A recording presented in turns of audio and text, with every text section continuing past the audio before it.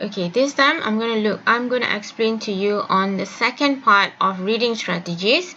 So here we have 3 more strategies, which is deriving meaning from context, referencing, and making inferences. So let's look at deriving meaning from context.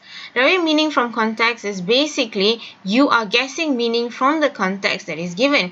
So imagine you're reading a novel and then you just put it off just because there's so many words that you do not understand, and you feel the need to refer to a dictionary, and it just distract your reading pleasure. So what I'm going to teach you today is that when you use deriving meaning from context, there are a few clues in the passage that could help you to guess the meaning from the context without you actually needing a dictionary, okay? Because you need the meaning from the context that is given.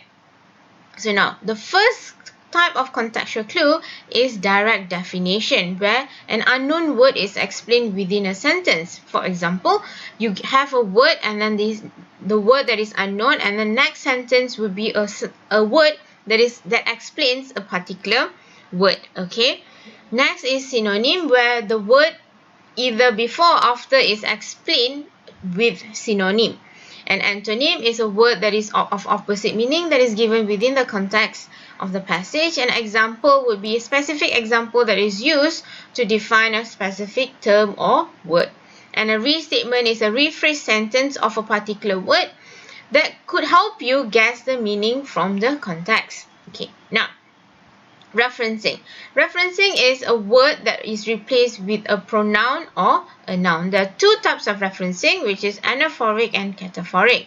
Anaphoric is a word or phrases that is referred back to the word or phrases before, and cataphoric is a word that refer forward to another word mentioned in the passage. Okay, now, making inferences is basically you read a paragraph or you read the passage and then you make an assumption. Why did the author do such thing, or why this character is behaving in such manner? You make an assumption based on the facts, opinion, or description, or even the observation that you make from the passage itself. So how do you make assumption or make inferencing is by reading the question first. Reading a question is very important, so you need to read the question first and then decide on what the question is asking, and then you go through the first strategy that I've taught you, which is scan and scheme, and then consider how is the language used. Is it positive or negative? And then you choose the best answer that fits the clue from the text. So basically, these are the 3 strategies.